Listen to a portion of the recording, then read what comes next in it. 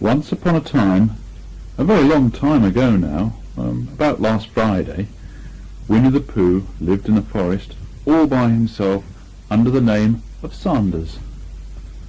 One day when he was out walking, he came to an open place in the middle of the forest, and in the middle of this place was a large oak tree, and from the top of the tree there came a loud buzzing noise. Winnie the Pooh sat down at the foot of the tree, put his head between his paws, and began to think. First of all, he said to himself, "That buzzing noise means something. You don't get a buzzing noise like that, just buzzing and buzzing, without it meaning something. If there's a buzzing noise, somebody's making a buzzing noise, and the only reason for making a buzzing noise that I know of is because you're a bee." Then he thought another long time and said, "And the only reason for being a bee that I know of is making honey." And then he got up and said, "And the only reason for making honey is so as I can eat it." So he began to climb the tree. He climbed and he climbed and he climbed and he climbed, and as he climbed he sang a little song to himself. It went like this: "Isn't it funny how bears like honey? Buzz, buzz, buzz, I wonder why he does." Then he climbed a little further and a little further, and then just a little further. By that time he thought of another song.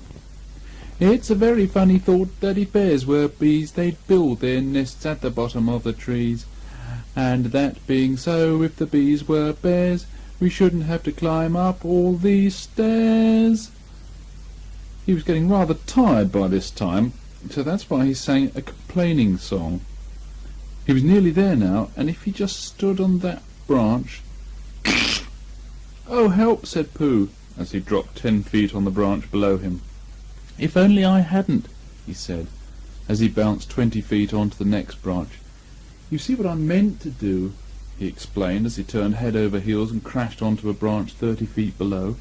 "What I meant to do... Of course it was rather," he admitted, as he slithered very quickly through the next 6 branches.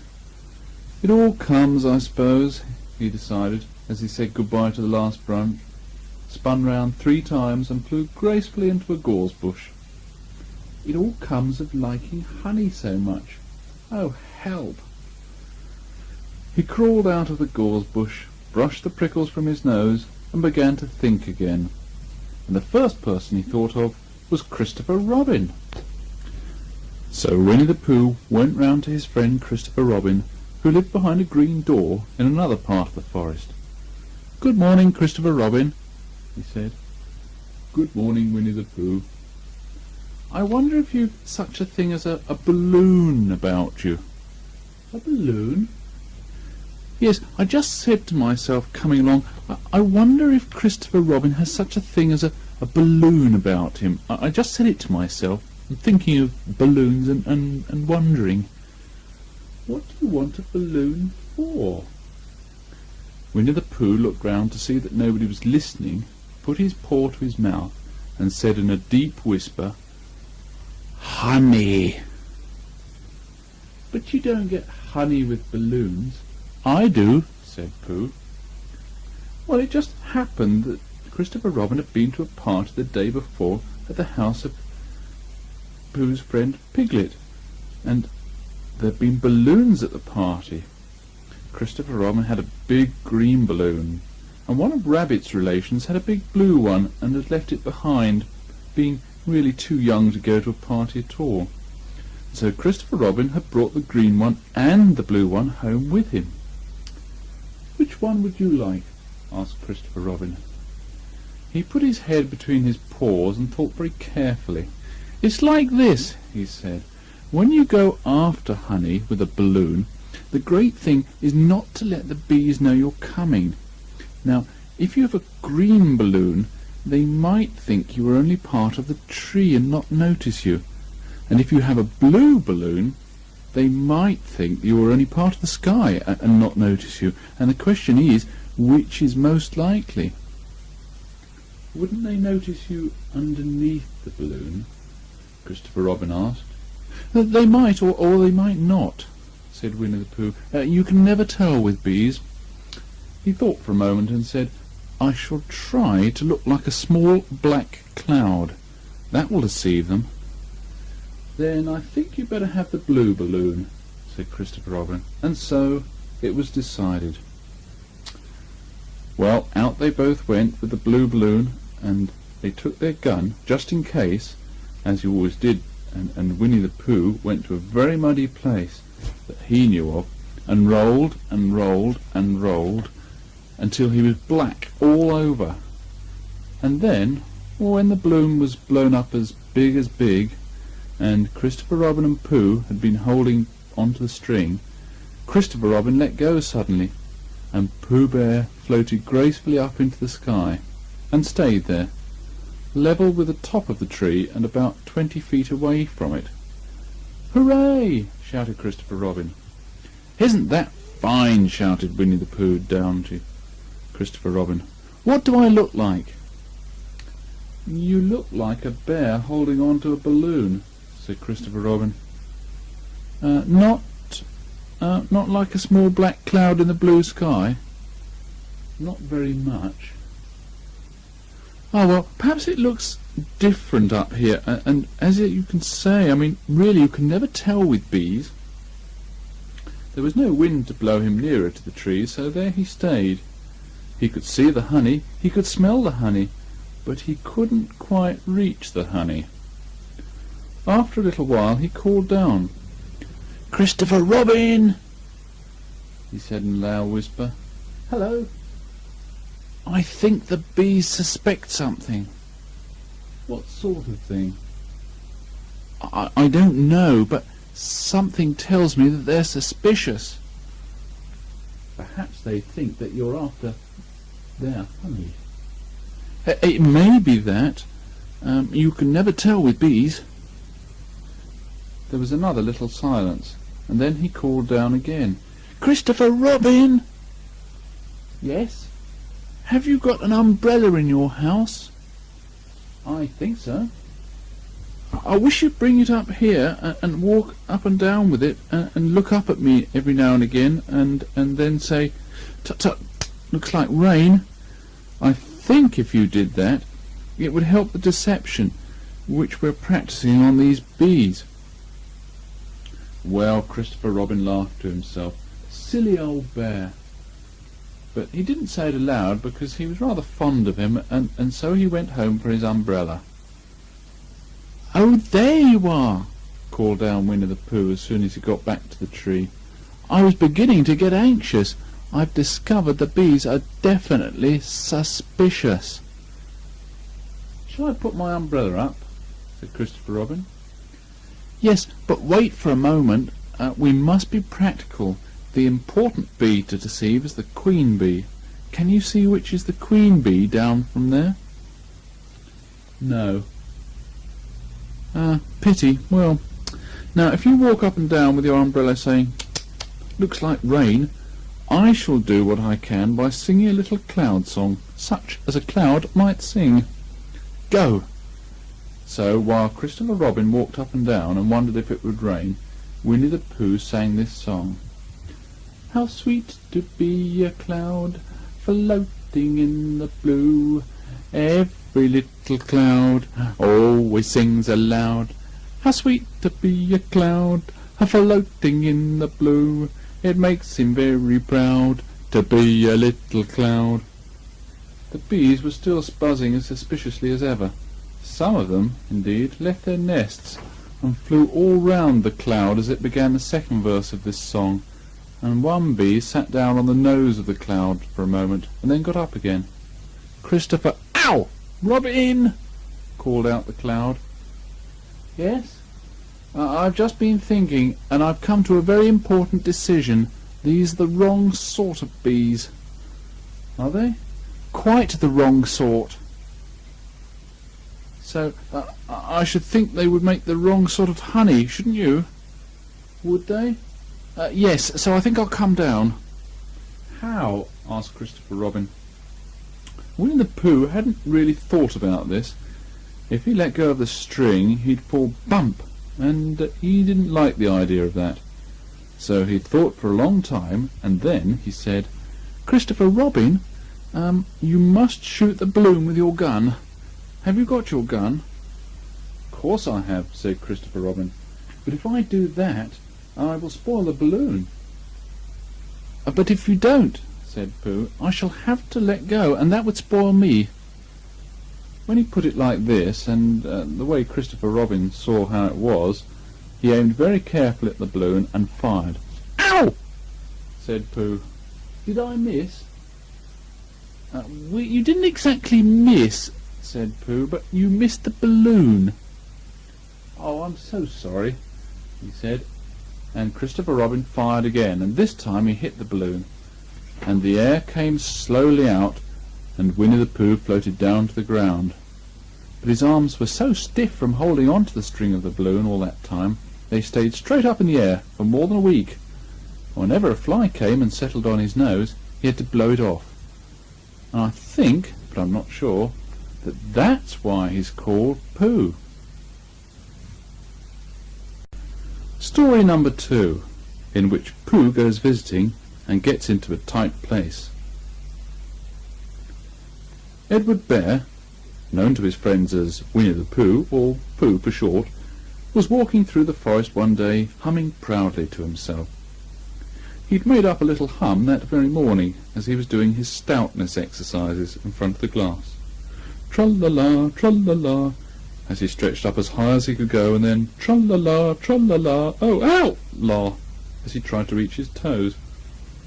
After breakfast he'd said it over and over to himself until he'd learnt it off by heart, and now he was humming it right through properly. It went like this. Tra-la-la, tra-la-la, tra-la-la, tra-la-la, rum-tum, diddle-um-tum, diddle-diddle-diddle-diddle-diddle-diddle, diddle-diddle-diddle-diddle-diddle-diddle, rum-tum, diddle-dee-um.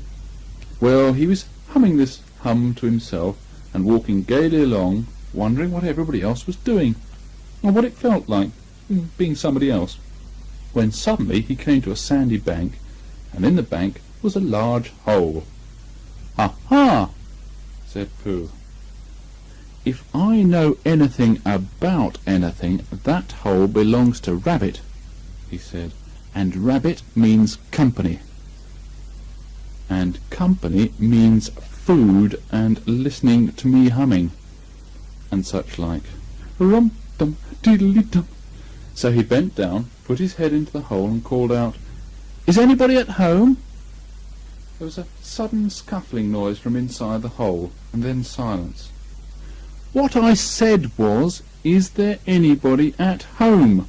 called out Pooh very loudly. "No," said a voice, and then added, "You needn't shout so loud. I heard you quite well the first time." "Bother," said Pooh. "Isn't there anybody there at all?" "Nobody." Winnie the Pooh took his head out of the hole and thought for a little, and he thought to himself, "There must be somebody there, because somebody must have said nobody." So he put his head back into the hole and said, "Hello, Rabbit. Isn't that you?" "No," said Rabbit, in a different sort of voice this time. "But isn't that Rabbit's voice?" "I don't think so," said Rabbit. "It isn't meant to be." "Oh," said Pooh. He took his head out of the hole and had another think, and then he put it back and said, "Well, could you kindly tell me where is Rabbit?"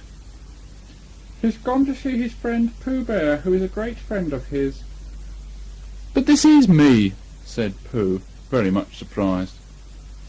"What sort of me?" "Pooh Bear." "Are you sure?" said Rabbit, still more surprised. Quite sure." "Oh, well then, come in." So Pooh pushed and pushed and pushed his way through the hole, and at last he got in. "You are quite right," said Rabbit, looking at him all over. "It is you. Glad to see you." "Who did you think it was?" Well, I wasn't sure. You know how it is in the forest. One can't have anybody coming into one's house. One has to be careful. What about a mouthful of something?"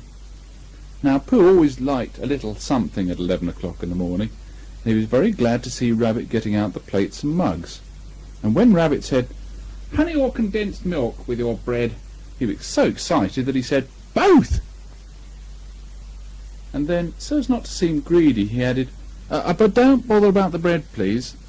And for a long time after that he said nothing, till, at last, humming to himself in a rather sticky voice, he got up, shook Rabbit lovingly by the paw, and said that he must be going on. "Must you?" said Rabbit politely. "Well," said Pooh, "I could stay a little longer if you—" and he tried very hard to look in the direction of the larder. "As a matter of fact," said Rabbit, "I was going out myself directly." Oh, well then, I'll be going on. Goodbye." "Well, goodbye, if you're sure you won't have any more." "Is there any more?" said Pooh quickly. Rabbit took the covers off the dishes and said, "No, there wasn't." "No, I thought not," said Pooh, nodding to himself. "Well, goodbye, I must be going on." So he started to climb out of the hole. He pulled with his front paws and pushed with his back paws, and in a little while his nose was out in the open again, and then his ears, and then his front paws, and then his shoulders, and then— "Oh, help!" said Pooh. "I'd better go back." "Oh, bother!" said Pooh. "I shall have to go on." "I can't do either," said Pooh. "Oh, help and bother!" Now by this time Rabbit wanted to go for a walk too, and finding the front door full, he went out by the back door, and came round to Pooh and looked at him. "Hello, are you stuck?" he asked. No," said Pooh carelessly, "just resting and thinking and humming to myself." "Here, give us a paw."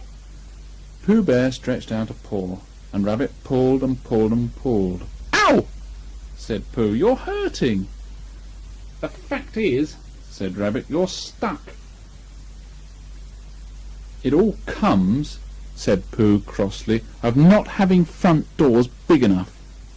"It all comes," said Rabbit sternly, "of eating too much. I thought so at the time, only I didn't like to say anything. But one of us was eating too much, and I knew it wasn't me. Well, I shall go and fetch Christopher Robin." Christopher Robin lived at the other end of the forest, and when he came back with Rabbit and saw the front half of Pooh, he said, "Silly old bear," in such a loving voice that everybody felt quite hopeful again. "I was just beginning to think," said Bear, sniffing slightly, "that Rabbit might never be able to use his front door again, and I should hate that." "So should I," said Rabbit. "Use his front door again?" said Christopher Robin. "Of course he'll use his front door again." "Good," said Rabbit. "If we can't pull you out, Pooh, we might push you back." Rabbit scratched his whiskers thoughtfully, and pointed out when once Pooh was pushed back, he was back. And of course nobody was more glad to see Pooh than he was. Still, there it was. Some lived in trees, and some lived underground, and— "You mean I'd never get out?" said Pooh. "I mean," said Rabbit, "that having got so far, it seems a pity to waste it." Christopher Robin nodded. "Then there's only one thing to be done," he said. "We shall have to wait for you to get thin again." How long does getting thin take?" asked Pooh rather anxiously. "About a week, I should think." "But I can't stay here for a week." "You can stay here all right, silly old bear. It's getting you out which is so difficult." "We'll read to you," said Rabbit cheerfully. "And I hope it won't snow," he added. "And I say, old fellow, you're taking up a good deal of room in my house. Do you mind if I use your back legs as a towel horse? Because, there they are, doing nothing, and it would be very convenient just to hang the towels on them." "A week?" said Pooh gloomily. "What about meals?" "I'm afraid no meals," said Christopher Robin, "because of getting thin quicker. But we will read to you." Bear began to sigh, and then found he couldn't because he was so tightly stuck, and a tear rolled down his eye as he said, "Then would you read a sustaining book, such as would help comfort a wedged bear in great tightness?" So for a week Christopher Robin read that sort of a book at the north end of Pooh, and Rabbit, hung his washing on the south end, and in between Bear felt himself getting slenderer and slenderer. And at the end of the week, Christopher Robin said, "Now." So he took hold of Pooh's front paws, and Rabbit took hold of Christopher Robin, and all Rabbit's friends and relations took hold of Rabbit, and they all pulled together. And for a long time Pooh only said, "Ow!"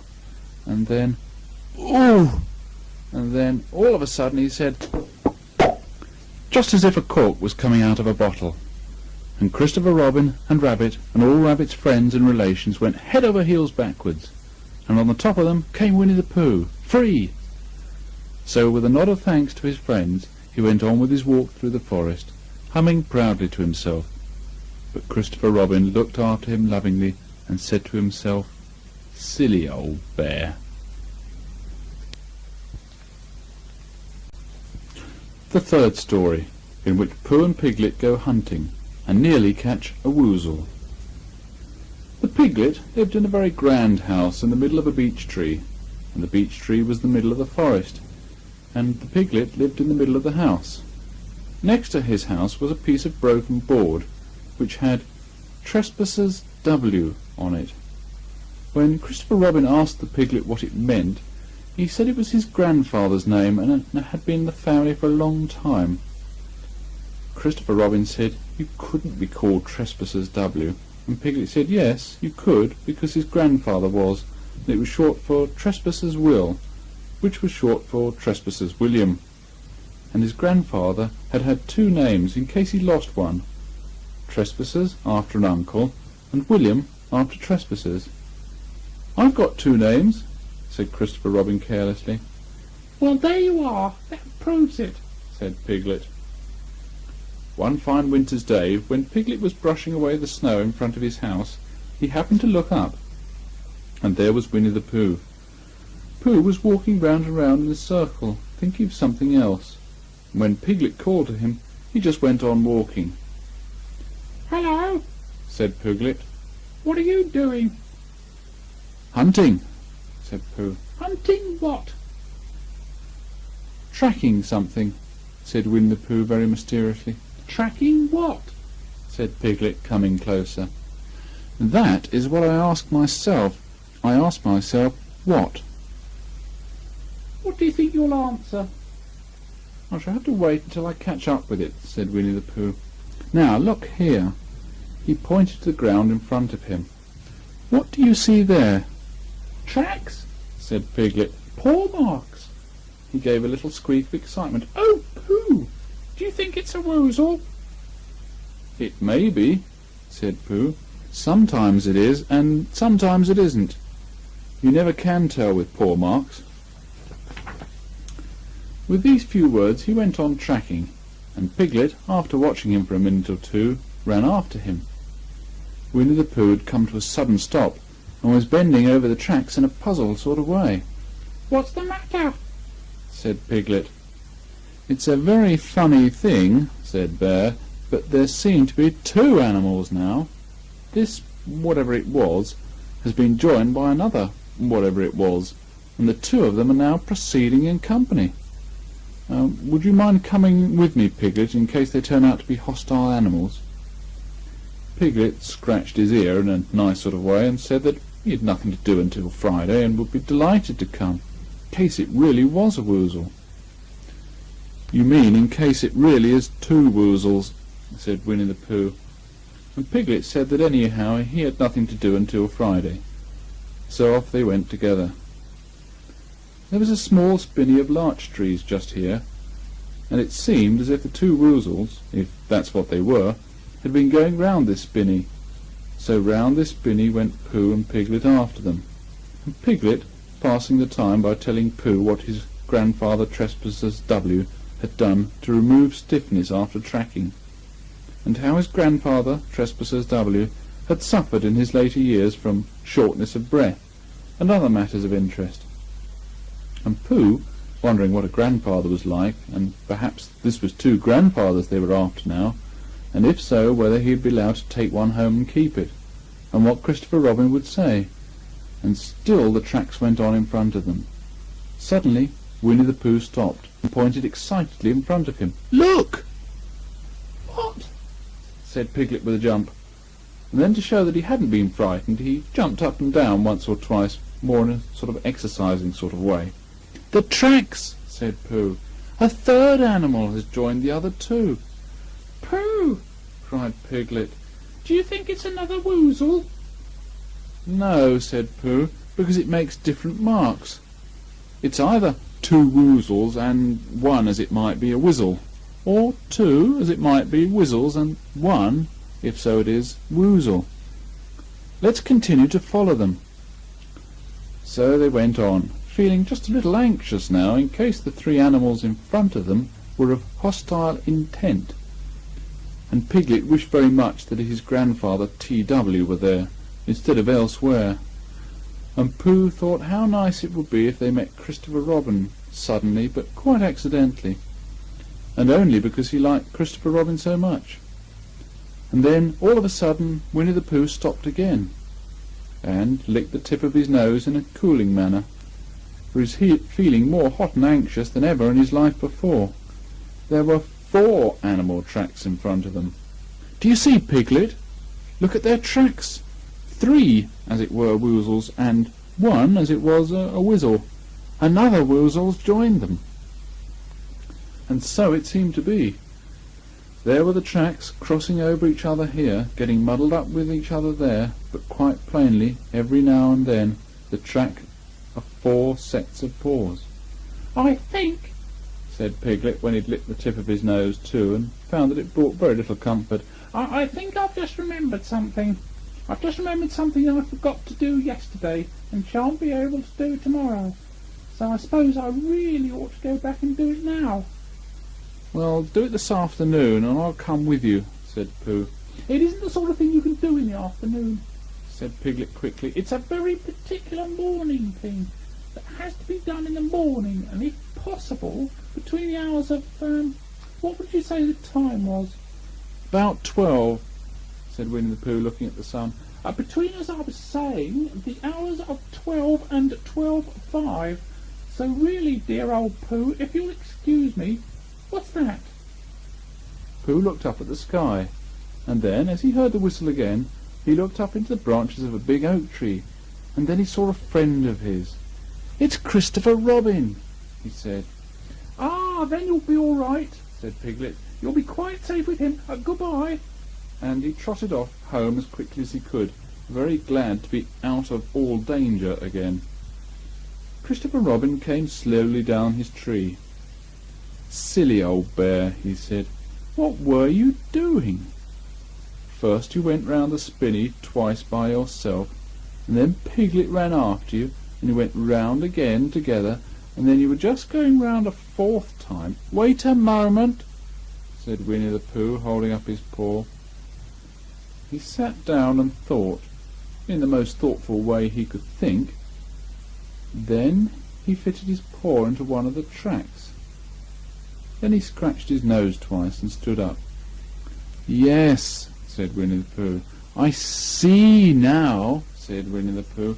"I've been foolish and deluded, and I'm a bear of no brain at all." "You're the best bear in all the world," said Christopher Robin soothingly. "Am I?" said Pooh hopefully, and then he brightened up suddenly. "Anyhow," he said, "it's nearly lunch-time." So he went home for it.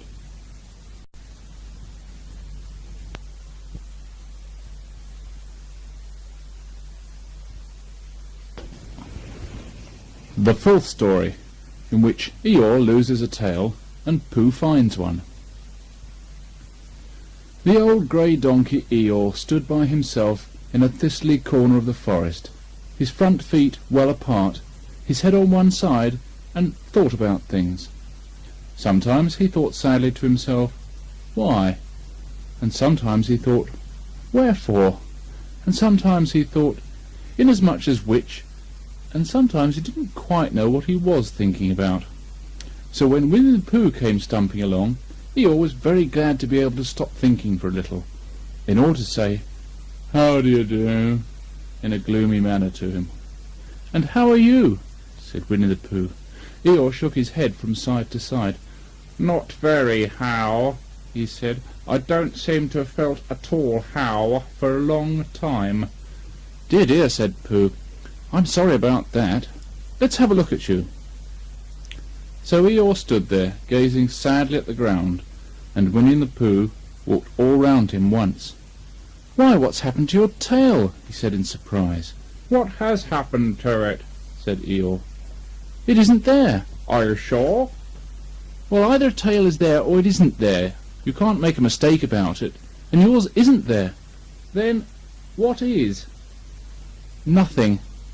"Let's have a look," said Eeyore, and he turned slowly round to the place where his tail had been a little while ago, and then, finding he couldn't catch it up, he turned round the other way until he came back to where he was at first, and then he put his head down and looked between his front legs, and at last he said with a long, sad sigh, "I believe you're right."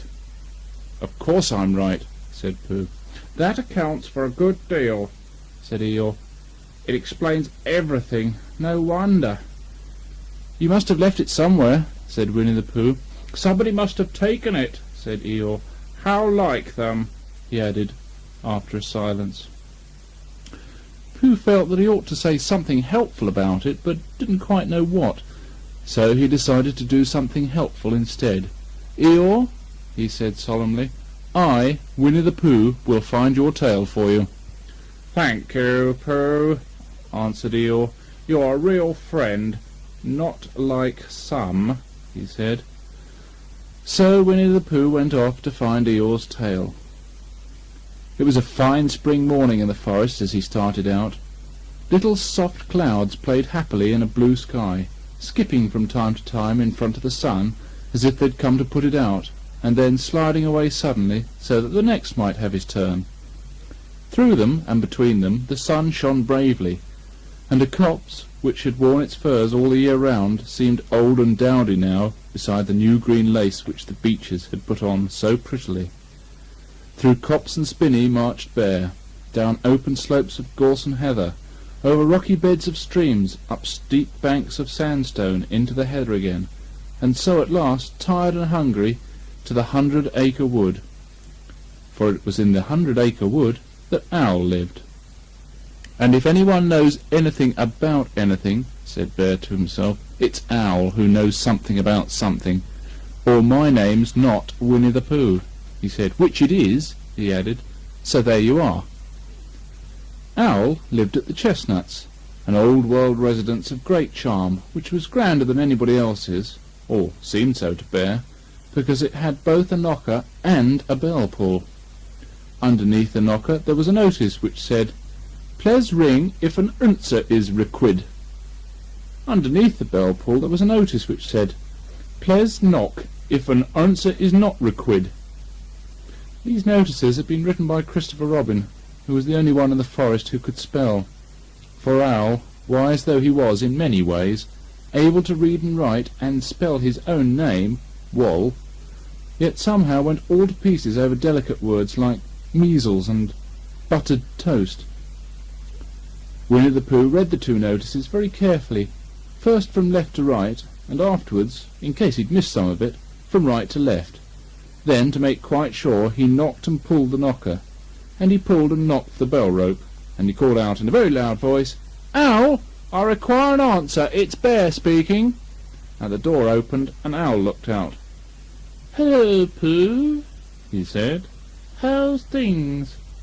"Terrible and sad," said Pooh, "because Eeyore, who is a friend of mine, has lost his tail, and he's moping about it, so could you kindly tell me how to find it for him?" "Well," said Owl, "the customary procedure in such cases is as follows." "What does crusty-murny proceed cake mean?" said Pooh, "for I'm a bear of very little brain, and long words bother me." "It means the things to do." "As long as it means that, I don't mind," said Pooh, humbly. "The thing to do is as follows. First, issue a reward. Then—" "Just a moment," said Pooh, holding up his paw. "What do we do to this— what were you saying? You sneezed just as you were going to tell me." "I didn't sneeze." "Yes, you did, Owl. Excuse me, Pooh, I didn't. You can't sneeze without knowing it. Well, you can't know it without something having been sneezed. What I said was, first issue a reward. You're doing it again, said Pooh, a little sadly. A reward, said Owl very loudly. We write a notice to say that we will give a large something to anybody who finds Eeyore's tail. I see, said Pooh, nodding his head. Talking about large things, he went on dreamily, I generally have a little something about now, about this time in the morning. And he looked wistfully at the cupboard in the corner of Owl's parlour. Just a mouthful of condensed milk or what not, with perhaps a lick of honey. Well then, said Owl, we write out this notice and we put it up all over the forest. A lick of honey, murmured Bear to himself, or not, as the case may be. And he gave a deep sigh, and tried very hard to listen to what Owl was saying. But Owl went on and on, using longer and longer words, until at last he came back to where he'd started, and explained that the person to write out this notice was Christopher Robin. It was he who wrote the ones on my front door for me. Did you see them, Pooh? For some time now Pooh had been saying yes and no in turn, with his eyes shut, to all that Owl was saying, and having said yes, yes last time, he said no, not at all, now, without really knowing what Owl was talking about. Didn't you see them? Said Owl, a little surprised. Come and look at them now. So they went outside, and Pooh looked at the knocker and the notice below it, and he looked at the bell rope and the notice below it, and the more he looked at the bell rope, the more he felt that he'd seen something like it somewhere else, some time before. Handsome bell rope, isn't it? Said Owl. Pooh nodded. It reminds me of something, he said. I just can't think what. Where did you get it? I just came across it in the forest. It was hanging over a bush, and I thought at first somebody lived there, so I rang it. Nothing happened, and then I rang it again very loudly, and it came off in my hand, and as nobody seemed to want it, I took it home and— Owl, said Pooh solemnly, you made a mistake. Somebody did want it. Who? Eeyore, my dear friend Eeyore. He was fond of it.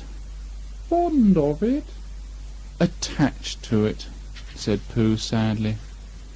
So with these words he unhooked it and carried it back to Eeyore, and when Christopher Robin had nailed it on its right place again, Eeyore frisked about the forest, waving his tail so happily that Winnie the Pooh came over all funny and had to hurry home for a little snack of something to sustain him. And wiping his mouth half an hour afterwards, he sang to himself proudly, Who found the tail? I said Pooh, at 1:45, only it was 11:15 really. I found the tail.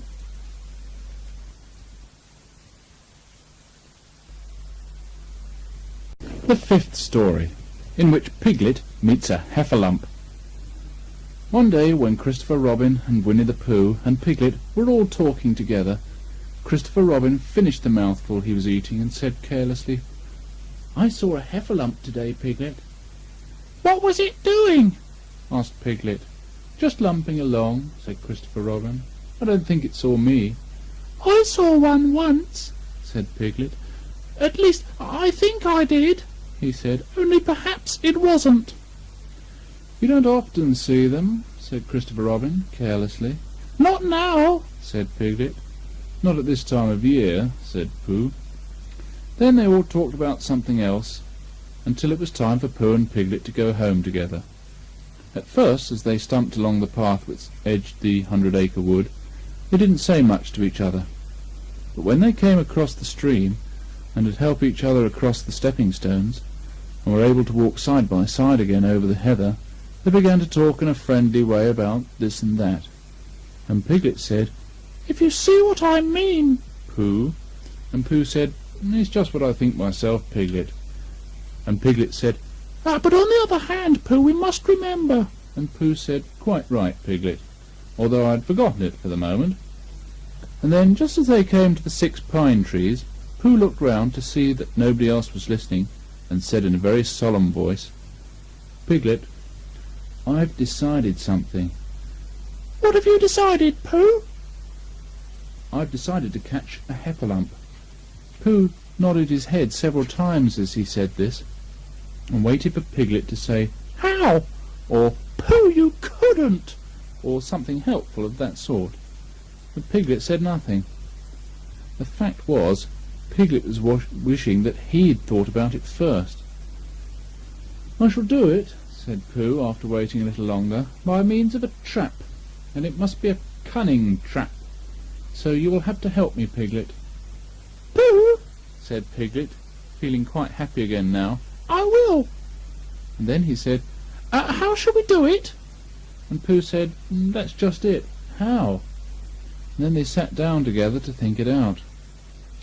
Pooh's first idea was that they should dig a very deep pit, and then the heffalump would come along and fall into the pit, and "Why?" said Piglet. "Why what?" said Pooh. "Why would he fall in?" Pooh rubbed his nose with his paw and said that the heffalump might be walking along, humming a little song and looking up at the sky, wondering if it would rain, and so he wouldn't see the very deep pit until he was halfway down, when it would be too late. Piglet said that this was a very good trap, but supposing it were raining already? Pooh rubbed his nose again and said that he hadn't thought of that, and then he brightened up and said that if it were raining already, the heffalump would be looking up at the sky, wondering if it would clear up, and so he wouldn't see the very deep pit until he was halfway down, when it would be too late. Piglet said that now that this point had been explained, he thought it was a cunning trap. Pooh was very proud when he heard this, and he felt that the heffalump was as good as caught already. But there was just one thing which had to be thought about, and it was this: where should they dig the very deep pit? Piglet said that the best place would be somewhere where a heffalump was, just before he fell into it, only about a foot further on. "But then he would see us digging it," said Pooh. "Not if he was looking up at the sky." "He would suspect," said Pooh, "if he happened to look down." He thought for a long time, and then added sadly, "It isn't as easy as I thought. I suppose that's why heffalumps hardly ever get caught." "That must be it," said Piglet. They sighed and got up, and when they'd taken a few gorse prickles out of themselves, they sat down again. And all the time Pooh was saying to himself, "If only I could think of something," for he felt sure that a very clever brain could catch a heffalump, if only he knew the right way to go about it. "Suppose," he said to Piglet, "you wanted to catch me. How would you do it?" "Well," said Piglet, "I should do it like this. I should make a trap, and I should put a jar of honey in the trap, and you would smell it, and you would go in after it, and—" "I wouldn't go in after it," said Pooh excitedly, "only very carefully so as not to hurt myself, and I would get to the jar of honey, and I should lick round the edges first of all, pretending that there wasn't any more, you know, and then I should walk away and think about it a little, and then I should come back and start licking in the middle of the jar, and then—" "Well, yes, never mind about that. There you would be, and there I should catch you. Now the first thing to think of is, what do heffalumps like? I should think acorns, shouldn't you? We'll get a lot of, I say, wake up, Pooh." Pooh had gone into a happy dream, woke up with a start, and said that honey was a much more trappy thing than acorns. Piglet didn't think so, and they were just about to argue about it when Piglet remembered that if they put acorns in the trap, he would have to find the acorns, but if they put honey, then Pooh would have to give up some of his own honey. So he said, "All right, honey then," just as Pooh remembered it too, and was going to say, "All right, acorns." "Honey," said Piglet to himself in a thoughtful way, as if it were now settled. "I'll dig the pit while you go and get the honey." "Very well," said Pooh, and he stumped off. soon as he got home, he went to the larder, and he stood on a chair and took down a very large jar of honey from the top shelf. It had honey written on it, but just to make sure, he took off the paper cover and looked at it. Well, it looked just like honey. "But you can never tell," said Pooh. "I remember my uncle saying once that he'd seen cheese just this colour." So he put his tongue in and took a large lick. "Yes," he said, "it is, no doubt about it. And honey, I should say, right down to the bottom of the jar. Unless, of course," he said, "somebody put cheese in at the bottom just for a joke. Perhaps I'd better go just a little further, in case heffalumps don't like cheese. Same as me. Ah." And he gave a deep sigh. "I was right. It is honey, right the way down."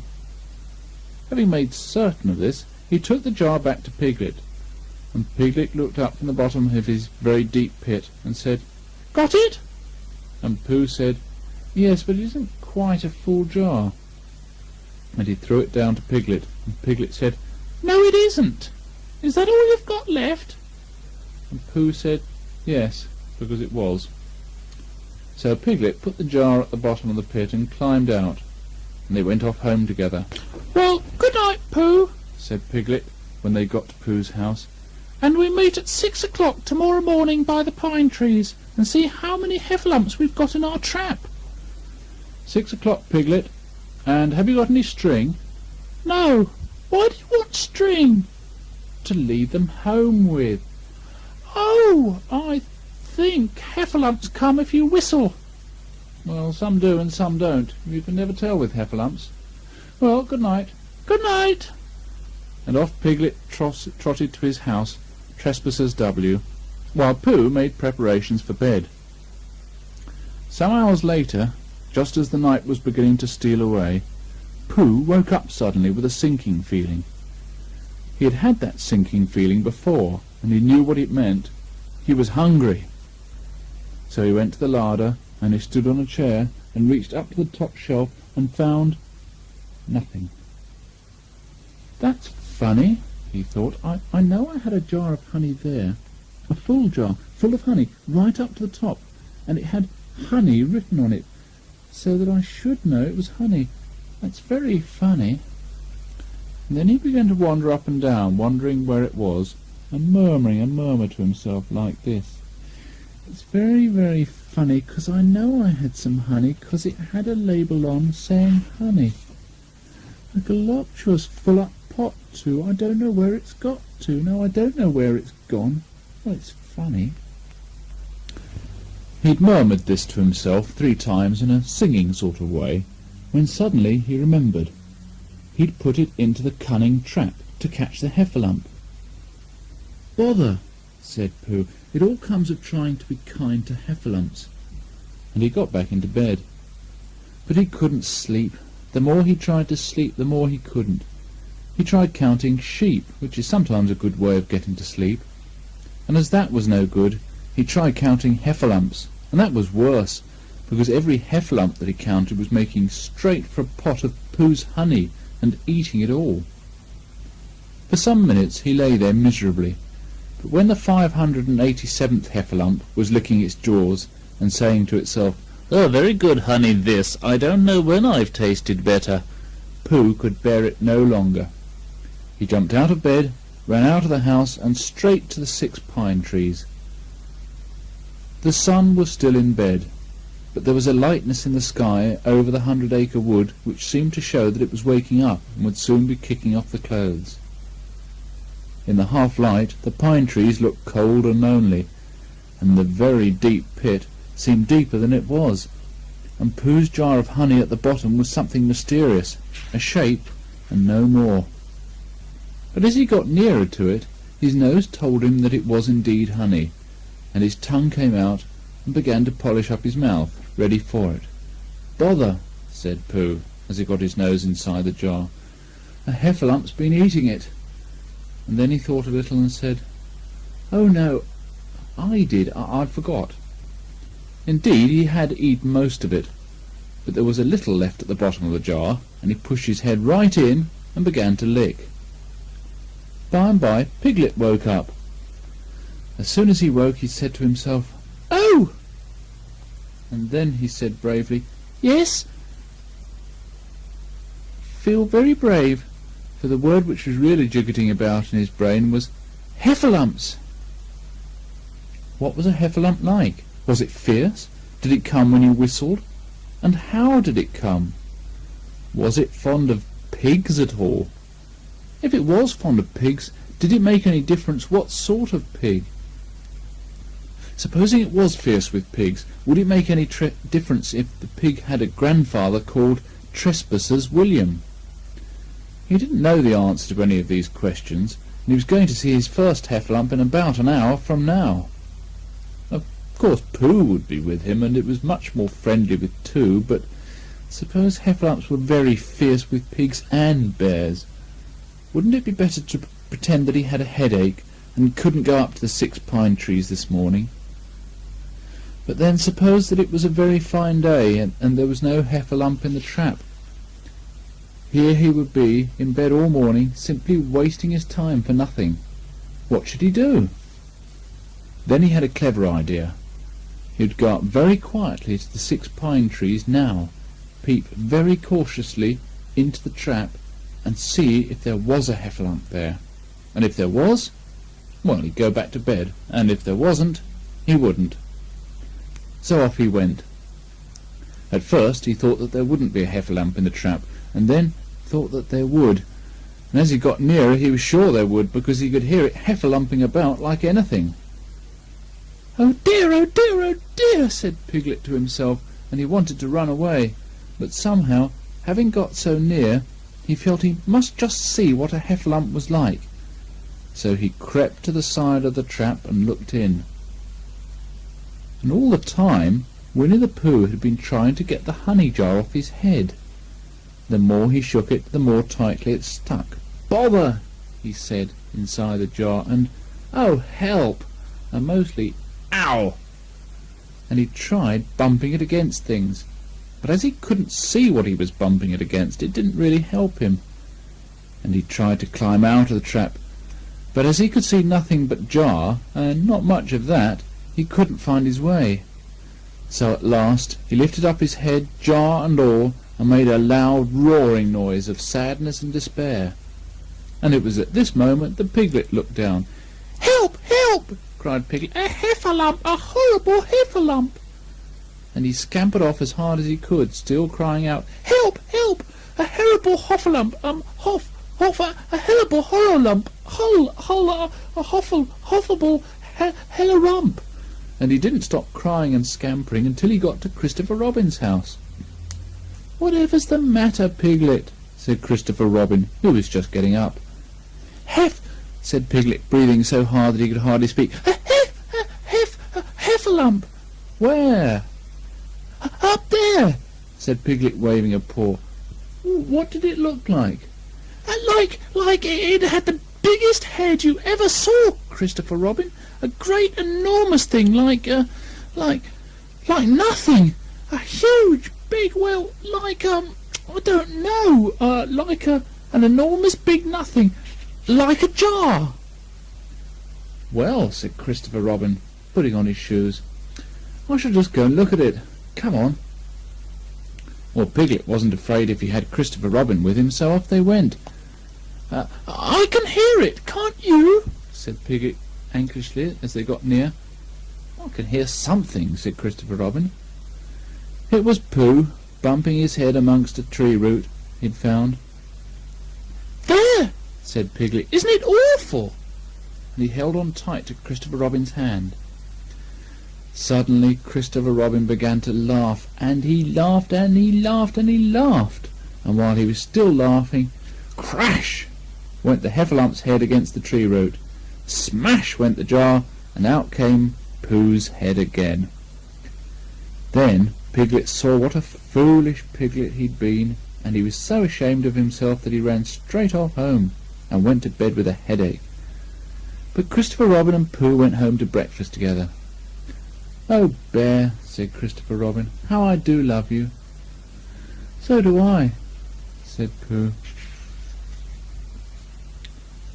And this is the 6th story, in which Eeyore has a birthday and gets 2 presents. Eeyore, the old grey donkey, stood by the side of the stream and looked at himself in the water. "Pathetic," he said. "That's what it is. Pathetic." He turned and walked slowly down the stream for 20 yards, splashed across it, and walked slowly back on the other side. Then he looked at himself in the water again. "As I thought," he said. "No better from this side. But nobody minds, nobody cares. Pathetic, that's what it is." There was a crackling noise in the bracken behind him, and out came Pooh. "Good morning, Eeyore," said Pooh. "Good morning, Pooh Bear," said Eeyore gloomily. "if it is a good morning," he said, "which I doubt." "Why, what's the matter?" "Nothing, Pooh Bear, nothing. We can't all, and some of us don't. That's all there is to it." "Can't all what?" said Pooh, rubbing his nose. "Gaiety, gaiety, song and dance. Here we go round the mulberry bush." "Oh," said Pooh. He thought for a long time and then asked, "What mulberry bush is that?" "Bonhomie," went on Eeyore gloomily. "French word meaning bonhomie," he explained. "I'm not complaining, but there it is." Pooh sat down on a large stone and tried to think this out. It sounded to him like a riddle, and he was never much good at riddles, being a bear of very little brain. So he sang Cottleston Pie instead. "Cottleston, Cottleston, Cottleston Pie, a fly can't bird, but a bird can fly. Ask me a riddle and I reply. Cottleston, Cottleston, Cottleston Pie." This was the first verse. When he'd finished it, Eeyore didn't actually say that he didn't like it, so Pooh very kindly sang the second verse to him. "Cottleston, Cottleston, Cottleston Pie, a fish can't whistle and neither can I. Ask me a riddle and I reply. Cottleston, Cottleston, Cottleston Pie." Eeyore said still nothing at all, so Pooh hummed the third verse quietly to himself. "Cottleston, Cottleston, Cottleston Pie, white as a chicken, I don't know why. Ask me a riddle and I reply. Cottleston, Cottleston, Cottleston Pie." "That's right," said Eeyore. "Sing. Tiddly tum too. Here we go, gathering nuts and may. Enjoy yourself." "I am," said Pooh. "Some can," said Eeyore. "Why, what's the matter?" "Is anything the matter?" "You seem so sad, Eeyore." "Sad? Sad? Why should I be sad? It's my birthday, the happiest day of the year." "Your birthday?" said Pooh in great surprise. "Of course it is. Can't you see? Look at all the presents I've had." He waved a foot from side to side. "Look at the birthday cake, candles and pink sugar." Pooh looked, first to right and then left. "Presents?" said Pooh. "Birthday cake?" said Pooh. "Where?" "Can't you see them?" "No," said Pooh. "Neither can I," said Eeyore. "Joke," he explained. "Aha!" Pooh scratched his head, being a little puzzled by all this. "But is it really your birthday?" he asked. "It is." "Oh, well, many happy returns of the day, Eeyore." "And many happy returns to you, Pooh Bear." "But it isn't my birthday." "No, it's mine." "But you said many happy returns." "Well, why not? You don't always want to be miserable on my birthday, do you?" "Oh, I see," said Pooh. "It's bad enough," said Eeyore, almost breaking down, "being miserable myself. What with no presents and no cakes and no candles and no proper notice taken of me at all. But if everybody else is going to be miserable too—" This was too much for Pooh. "Stay there!" he called to Eeyore as he turned and hurried back home as quick as he could, for he felt he must get poor Eeyore a present of some sort at once, and he could always think of a proper one afterwards. Outside his house he found Piglet, jumping up and down, trying to reach the knocker. "Hello, Piglet," he said. Hello, Pooh, Said Piglet. "What are you trying to do?" I was trying to reach the knocker, said Piglet. I just came round. "Let me do it for you," said Pooh kindly. So he reached up and knocked at the door. "I've just seen Eeyore," he began, "and poor Eeyore is in a very sad condition, because it's his birthday and nobody's taken any notice of it, and he's very gloomy. Well, you know what Eeyore is. And there he was, and, well, what a long time whoever lives here is answering this door." And he knocked again. But, Pooh, said Piglet, it's your own house. "Oh," said Pooh, "so it is. Well, let's go in." So in they went. First thing Pooh did was to go to the cupboard to see if it had a quite small jar of honey left, and he had. So he took it down. "I'm giving this to Eeyore," he explained, "as a present. What are you going to give him?" Couldn't I give it too, said Piglet, from both of us? "No," said Pooh, "that would not be a good plan." All right then, I'll give him a balloon. I've got one left from my party. I'll go and get it now, shall I? "That, Piglet, is a very good idea. It's just what Eeyore wants to cheer him up. Nobody can be uncheered with a balloon." So off Piglet trotted, and in the other direction went Pooh with his jar of honey. It was a warm day, and he had a long way to go. He hadn't gone more than halfway when a sort of funny feeling began to creep all over him. It began at the tip of his nose and trickled all through him and out at the soles of his feet. It was just as if somebody inside him was saying, "Now then, Pooh, time for a little something." "Dear, dear," said Pooh, "I didn't know it was as late as that." So he sat down and took the top off his jar of honey. "Lucky I brought this with me," he thought. "Many a bear going out on a warm day like this would never have thought of bringing a little something with him."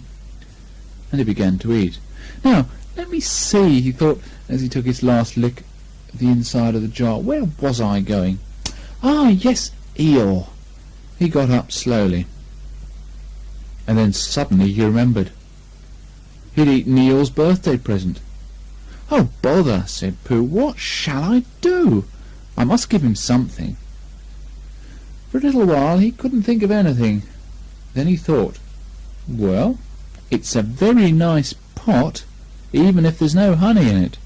And if I washed it clean and got somebody to write a happy birthday on it, Eeyore could keep things in it which might be useful." So, as he was just passing the 100-acre wood, he went inside to call on Owl, who lived there. "Good morning, Owl," he said. "Good morning, Pooh," said Owl. "Many happy returns of Eeyore's birthday," said Pooh. "Oh, is that what it is?" What are you giving him, Owl?" What are you giving him, Pooh?"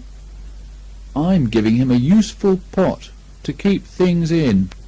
I wanted to ask you—" "Is this it?" said Owl, taking it out of Pooh's paw. "Yes, and I wanted to ask you—" "Somebody's been keeping honey in it," said Owl. "Well, you can keep anything in it," said Pooh earnestly. "Oh, it's very useful like that, and I wanted to ask you—" "You ought to write a happy birthday on it." "That was what I wanted to ask you," said Pooh, "because my spelling is wobbly. It's good spelling, but it wobbles, and the letters get in the wrong places. Would you write a happy birthday on it for me?" "It's a nice pot," said Owl, looking at it all round. "Couldn't I give it too, from both of us?" "No," said Pooh, "that would not be a good plan. Now I'll just wash it first, and then you can write on it." Well, he washed the pot out and dried it, and while Owl licked the end of his pencil and wondered how to spell birthday. "Can you read, Pooh?" he asked a little anxiously. There's a notice about knocking and ringing outside my door, which Christopher Robin wrote. Could you read it?" "Christopher Robin told me what it said, and then I could." "Well, I'll tell you what this says, and then you'll be able to." So Owl wrote, and this is what he wrote.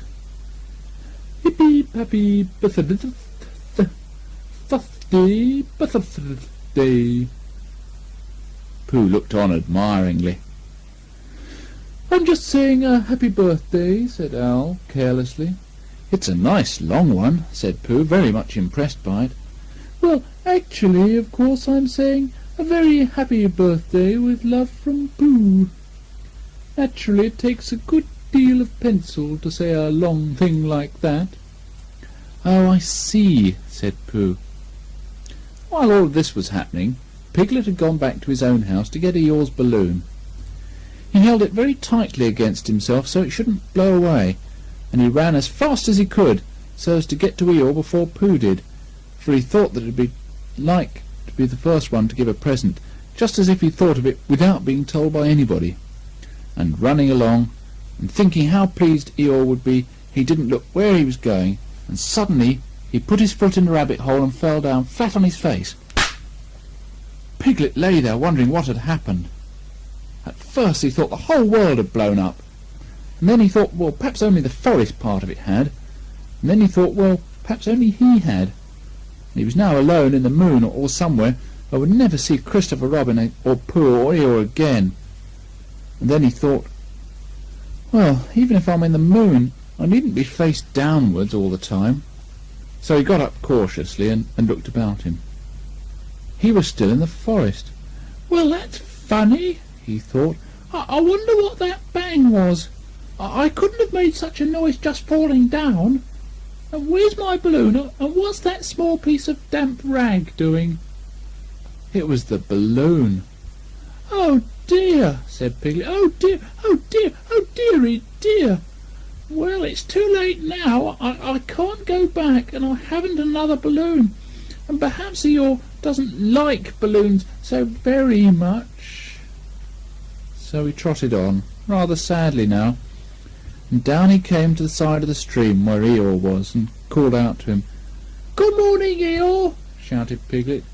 Good morning, little Piglet, said Eeyore.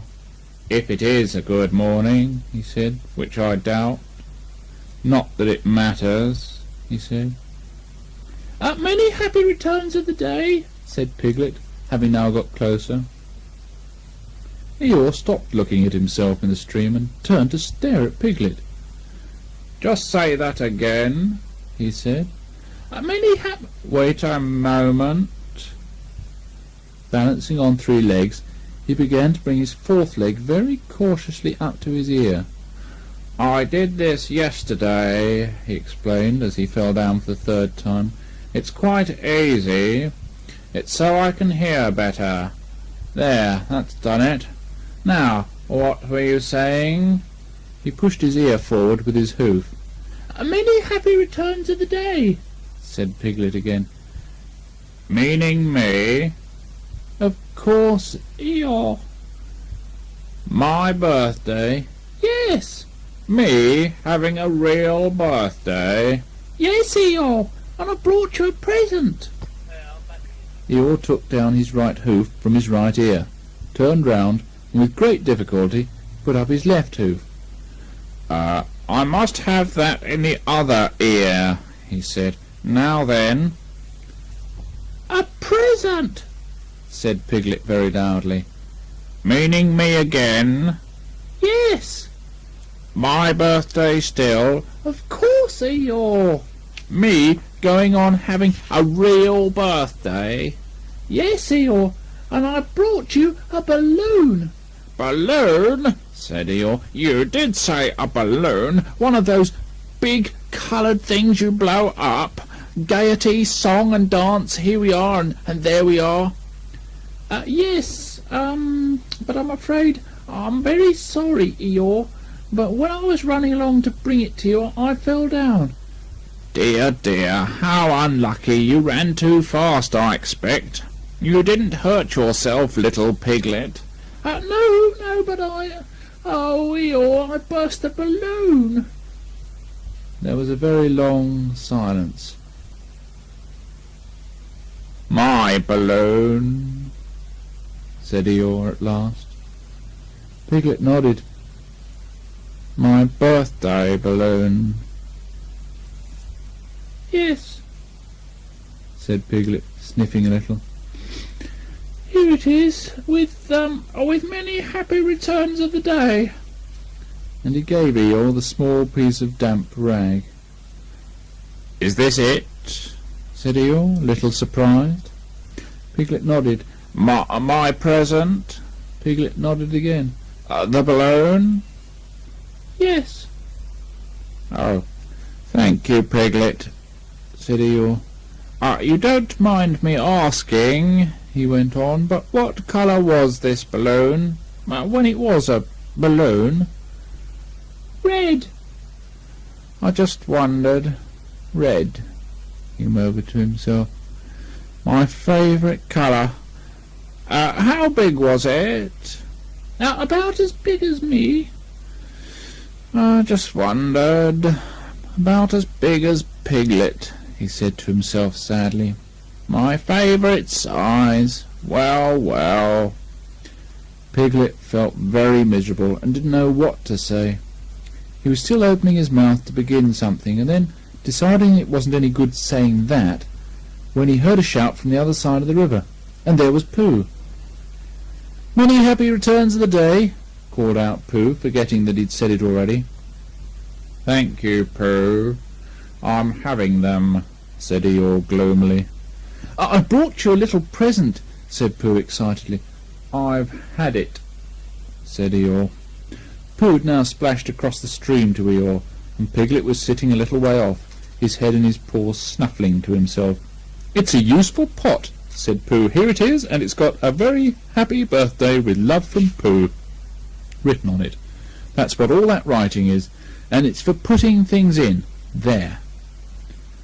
When Eeyore saw the pot, he became quite excited. "Why," he said, "I believe my balloon will just go into that pot." "Oh no, Eeyore," said Pooh.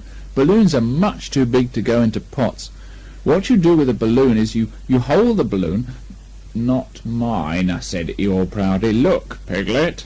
And as Piglet looked sorrowfully around, Eeyore picked the balloon up with his teeth and placed it carefully in the pot.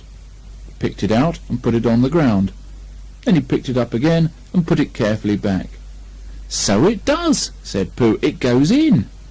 "So it does," said Piglet, "and it comes out." "Doesn't it?" said Eeyore. "It goes in and out like anything."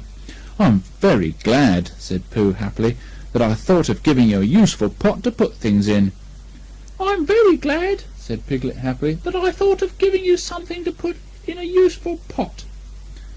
But Eeyore wasn't looking.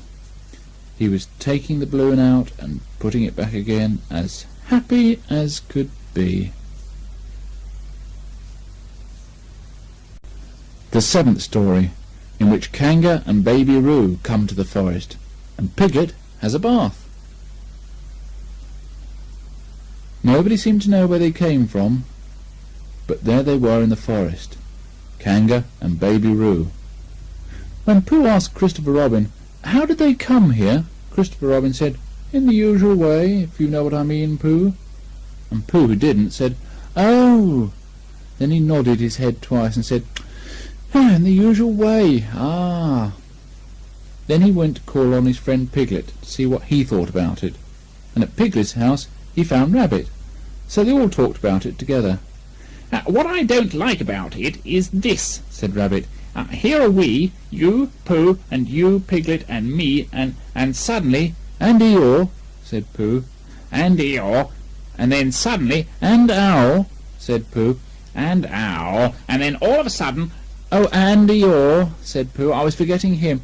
"Here we are," said Rabbit very slowly and carefully, "all of us, and then suddenly we wake up one morning, and what do we find?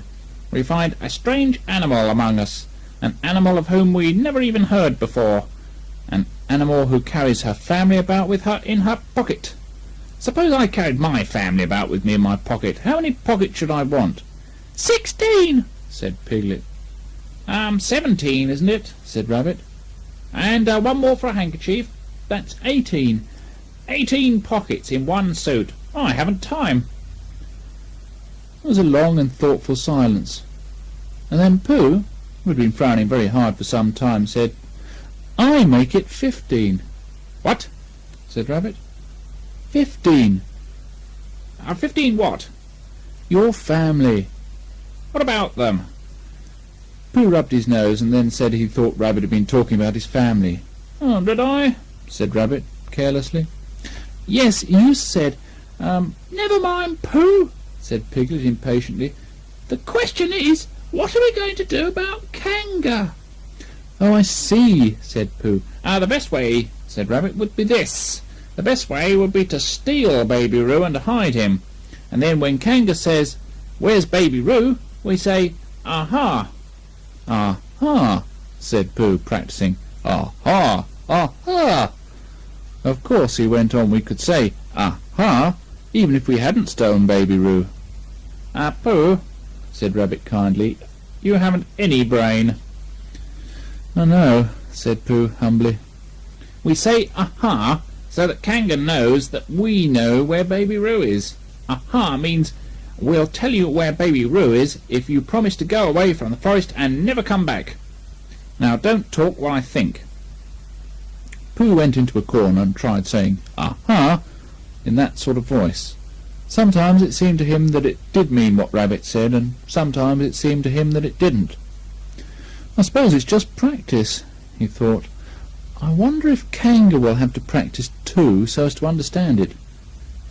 There's just one thing, said Piglet, fidgeting a bit. I was talking to Christopher Robin, and he said that Kanga was generally regarded as one of the fiercer animals. I'm not frightened of fierce animals in the ordinary way, but it is well known that if one of the fiercer animals is deprived of its young, it becomes as fierce as two of the fiercer animals, in which case aha is perhaps a foolish thing to say. Piglet, said Rabbit, taking out a pencil and licking the end of it, you haven't any pluck. It's hard to be brave, said Piglet, sniffing slightly, when you're only a very small animal.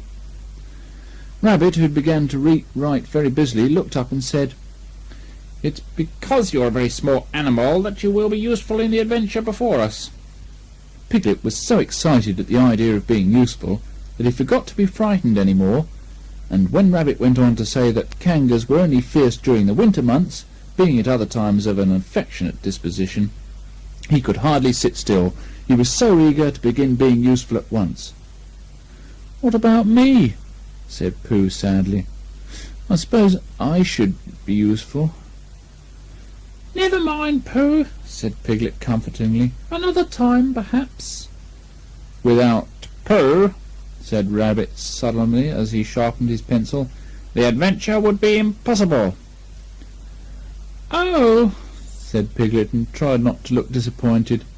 But Pooh went into a corner of the room and said proudly and to himself, "Impossible without me. That sort of bear." "Now listen, all of you," said Rabbit when he'd finished writing, and Pooh and Piglet sat listening very eagerly with their mouths open. This was what Rabbit read out. "Plan to capture Baby Roo. 1.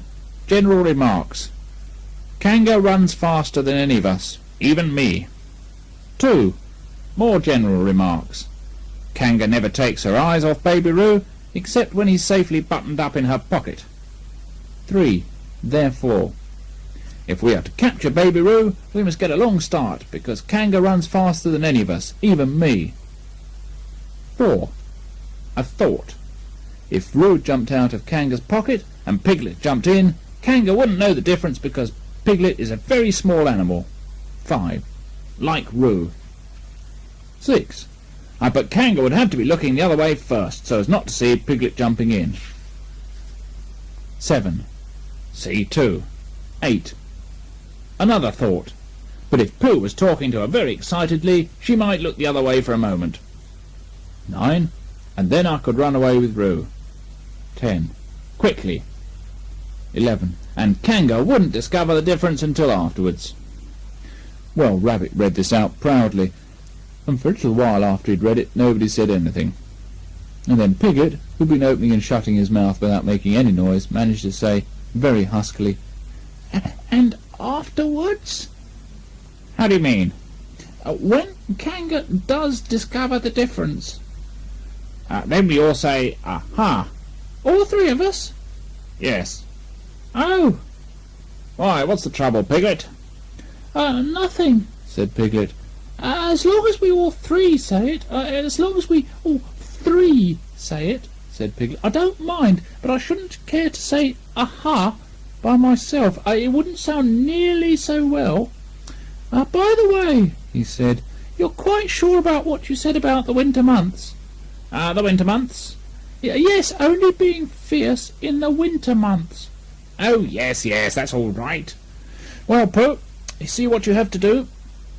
No, said Pooh Bear, not yet. What do I do? Oh, well, you just have to talk very hard to Kanga so she doesn't notice anything. Oh, what about? Why, anything you like. Oh, you mean like telling her a little bit of poetry or something? That's it, said Rabbit. Splendid, splendid. Now, come along. So they all went out to look for Kanga. Kanga and Roo were spending a quiet afternoon in a sandy part of the forest. Baby Roo was practising very small jumps in the sand, and falling down mouse holes, and climbing out of them.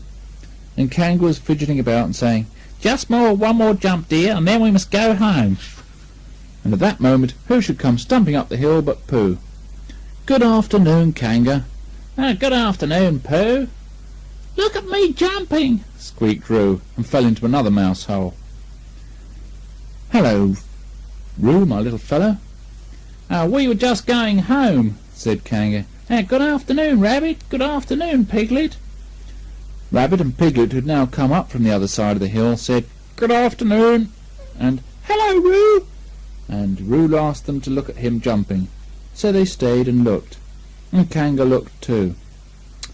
Oh, Kanga, said Pooh, after Rabbit had winked at him twice, I don't know if you're interested in poetry at all. Hardly at all, said Kanga. Oh, said Pooh. Roo, dear, just one more jump and then we must go home. There was a short silence while Roo fell down another mouse hole. Go on, said Rabbit in a loud whisper behind his paw. Talking of poetry, said Pooh, I made up a little piece as I was coming along. It went like this. Now, let me see. Fancy, said Kanga. Now, Roo, dear, you'll like this piece of poetry, said Rabbit. You'll love it, said Piglet. You must listen carefully, said Rabbit. So as not to miss any of it, said Piglet. Oh, yes, said Kanga, but she still looked at Baby Roo. How did it go, Pooh? said Rabbit. Pooh gave a little cough and began. Lines written by a bear of very little brain. On Monday, when the sun is hot, I wonder to myself a lot. Now, is it true or is it not, that what is which and which is what? On Tuesday, when it hails and snows, the feeling on me grows and grows, that hardly anybody knows if those are these or these are those. On Wednesday, when the sky is blue and I have nothing else to do, I sometimes wonder if it's true that who is what and what is who. On Thursday, when it starts to freeze and hoarfrost twinkles on the trees, how very readily one sees that these are whose, but whose are these. On Friday, yes it is, isn't it, said Kanga, not waiting to hear what happened on Friday. Just one more jump, Roo, dear, and then we really must be going. Rabbit gave Pooh a hurrying up sort of nudge. Talking of poetry, said Pooh quickly, have you ever noticed that tree right over there? Where? said Kanga. Now, Roo. Right over there, said Pooh, pointing behind Kanga's back. No, said Kanga. Now jump in, Roo, dear, and we'll go home. You ought to look at that tree right over there, said Rabbit. Shall I lift you in, Roo? And he picked up Roo in his paws. I can see a bird in it from here, said Pooh, or is it a fish? You ought to see that bird from here, said Rabbit, unless it's a fish. It isn't a fish, it's a bird, said Piglet. So it is, said Rabbit. Is it a starling or a blackbird? said Pooh. That's the whole question, said Rabbit. Is it a blackbird or a starling? Then at last Kanga did turn her head to look, and the moment that her head was turned, Rabbit said in a loud voice, In you go, Roo. And in jumped Piglet into Kanga's pocket, and off scampered Rabbit with Roo in his paws as fast as he could. "Why, where's Rabbit?" said Kanga, turning round again. "Are you all right, Roo dear?" Piglet made a squeaky roo noise from the bottom of Kanga's pocket. "Rabbit had to go away," said Pooh. "I think he thought of something he had to go and see about suddenly." "And Piglet?" "I think Piglet thought of something at the same time, suddenly." "Well, we must be getting home," said Kanga. "Goodbye, Pooh." And in 3 large jumps she was gone. Pooh looked after her as she went. "Wish I could jump like that," he thought. "Some can and some can't. That's how it is." But there were moments when Piglet wished that Kanga couldn't. Often when he'd had a long walk home through the forest he'd wished that he were a bird. But now he thought jerkily to himself at the bottom of Kanga's pocket, "If this is flying, I shall never really take to it." And as he went up in the air he said, "Ooh!" And as he came down he said, "Ow!" And he was saying, "Ooh! Ow! Ooh! Ow! Ooh! Ow!" all the way to Kanga's house. Of course, as soon as Kanga unbuttoned her pocket she saw what had happened. Just for a moment she thought she was frightened, and then she knew she wasn't, for she felt sure that Christopher Robin would never let any harm come to Roo. So she said to herself, "If they're having a joke with me, I'll have a joke with them. Now then, Roo dear," she said as she took Piglet out of her pocket, "bedtime." "Ah-ha!" said Piglet, as well as he could after his terrifying journey. But it wasn't a very good "aha," and Kanga didn't seem to understand what it meant. "Bath first," said Kanga in a cheerful voice. "Aha!" said Piglet again, looking round anxiously for the others. But the others weren't there. Rabbit was playing with Baby Roo in his own house, and feeling more fond of him every minute, and Pooh, who decided to be a Kanga, was still at the sandy place on the top of the forest, practising jumps. "I'm not at all sure," said Kanga in a thoughtful voice, "that it wouldn't be a good idea to have a cold bath this evening. Would you like that, Roo dear?" Piglet, who had never really been fond of baths, shuddered a long, indignant shudder, and said in his bravest voice, "Kanga, I see the time has come to speak plainly." "Funny little Roo," said Kanga as she got the bath water ready. "I'm not Roo," said Piglet loudly. "I'm Piglet." "Yes, dear, yes, yes, yes," said Kanga soothingly. "And imitating Piglet's voice too. So clever of him," she went on as she took a large bar of yellow soap out of the cupboard. "What will he be doing next?" "Can't you see?" shouted Piglet. "Haven't you got eyes? Look at me." "I am looking, Roo dear," said Kanga rather severely. "And you know what I told you yesterday about making faces? If you go on making faces like Piglet's you will grow up to look like a piglet, and then think how sorry you'll be. Now then, come on, into the bath, and don't let me have to speak to you about it again." Before he knew where he was, Piglet was in the bath, and Kanga was scrubbing him firmly with a large lathery flannel. "Ow!" cried Piglet. "Let me out! I'm Piglet!" "Don't open your mouth, dear, or the soap goes in," said Kanga. "There, what did I tell you?" You did that on purpose," spluttered Piglet as soon as he could speak again, and then accidentally had another mouthful of lathery flannel. "That's right, dear, don't say anything," said Kanga, and in another minute Piglet was out of the bath and being rubbed dry with a towel. "Now," said Kanga, "here's your medicine and then bed." What medicine?" said Piglet. "To make you grow big and strong, dear. You don't want to grow up small and weak like Piglet, do you? Well then." At that moment there was a knock at the door. "Come in," said Kanga, and in came Christopher Robin. "Christopher Robin! Christopher Robin!" cried Piglet. "Tell Kanga who I am. She keeps saying I'm Roo. I'm not Roo, am I?" Christopher Robin looked at him very carefully and shook his head. "You can't be Roo," he said, "because I've just seen Roo playing in Rabbit's house." "Well," said Kanga, "fancy that. Fancy my making a mistake like that." "There you are," said Piglet. "I told you so. I'm Piglet." Christopher Robin shook his head again. "Oh, you're not Piglet," he said. "I know Piglet well, and he's quite a different colour." Piglet began to say that this was because he'd just had a bath, and then he thought that perhaps he wouldn't say that, and as he opened his mouth to say something else, Kanga slipped the medicine spoon in, and then patted him on the back and told him it was really quite a nice taste when he got used to it. I knew it wasn't Piglet, said Kanga. I wonder who it can be. Perhaps it's some relation of Pooh's, said Christopher Robin. What about a nephew or an uncle or something? Kanga agreed this was probably what it was, and said that they would have to call it by some name.